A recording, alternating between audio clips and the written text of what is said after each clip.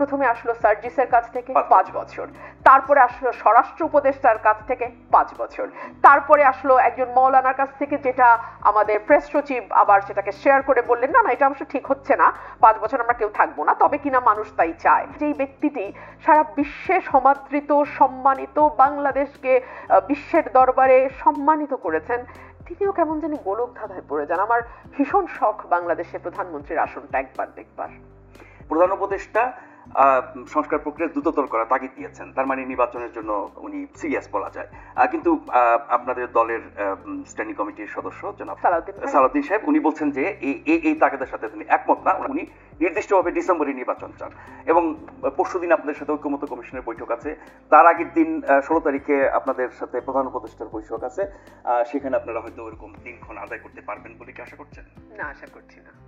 এবং আপনি বাংলাদেশের যে কোনো সাধারণ মানুষকে জিজ্ঞেস করেন যে আপনি কি বিশ্বাস করেন এই ডিসেম্বর বা সামনের জুন 6 মাসের মধ্যে নির্বাচন হবে, প্রত্যেকে বলবেন। আমি তো কথা বলি সাধারণ মানুষের সাথে, ধরুন তিনি রাজনীতির সঙ্গে যুক্ত নন, কোনো দলের সঙ্গে যুক্ত নন, একেবারেই সাধারণ মানুষ যিনি বাংলাদেশের একজন নাগরিক, তারা কেউ বিশ্বাস করে না। প্রধানমন্ত্রীর ঘোষণার উপর আস্থা রাখছেন? না, রাখছি না, কেউ রাখছে না, বাংলাদেশের কেউ রাখছে না। কেন রাখছে না? রাখছে না এ কারণেই যে প্রধান উপদেষ্টা শুরু থেকেই নির্বাচন নিয়ে এক ধরনের পিচ্ছিল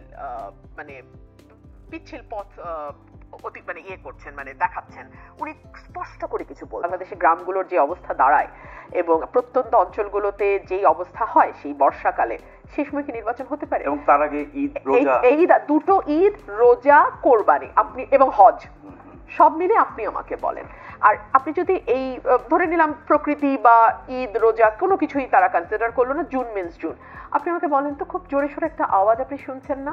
প্রথমে আসলো সার্জিসের কাছ থেকে 5 বছর, তারপরে আসলো স্বরাষ্ট্র উপদেষ্টার কাছ থেকে 5 বছর, তারপরে আসলো একজন মৌলানার কাছ থেকে, যেটা আমাদের প্রেস সচিব আবার সেটাকে শেয়ার করে বললেন না না এটা অবশ্য ঠিক হচ্ছে না, 5 বছর আমরা কেউ থাকবো না, তবে কিনা মানুষ তাই চায়। আপনি কি লক্ষ্য করেছেন ঈদের জামাতে কি সুন্দর সুন্দর মানুষজন সকলেই হাত মিলিয়ে বলে অনন্তকাল থাকুক? আপনি খেয়াল করেছেন ফেসবুকে এখন 5 বছর অনন্তকাল, যতদিন বেঁচে আছে ততদিন, ঠিক এই কথাগুলো কি শেখ হাসিনার আমলে আপনারা শুনেছেন না? আল্লাহর নিয়ামত এবং ওনার যতদিন আয়ু আছে। তো এখন আমার কাছে মনে হয় কি, আমি কখনো প্রধানমন্ত্রীর আসন দেখিনি, মানে প্রধানমন্ত্রীর ঘরে আমার কোনোদিন যাওয়ার সৌভাগ্য হয়নি। আমার বাকি জীবনে যদি কোনোদিন সৌভাগ্য হয় বাংলাদেশের কোনো প্রধানমন্ত্রীর ঘরে ঢুকবার, মানে উনি যে চেয়ারটিতে বসেন, আমি একটু চেয়ারটাকে দেখতে চাই। এই চেয়ার কি করে মানুষের সকল বাহ্য জ্ঞান লুপ্ত করে দেয়? না হলে যেই ব্যক্তিটি সারা বিশ্বে সমাদৃত, সম্মানিত, বাংলাদেশকে বিশ্বের দরবারে সম্মানিত করেছেন, তিনিও কেমন জানি গোলক ধাঁধায় পড়ে যান। আমার ভীষণ শখ বাংলাদেশের প্রধানমন্ত্রীর আসনটা একবার দেখবার। মানে এত বেশি আকর্ষণ মনে হচ্ছে আপনার কাছে? কিন্তু উনি তো ওনার জীবনে যা অর্জন, এটি বাংলাদেশের মতো একটা দেশের প্রধানমন্ত্রীর চেয়ে অনেক বড় না? সেজন্যই তো আমি চেয়ারটা দেখতে চাই।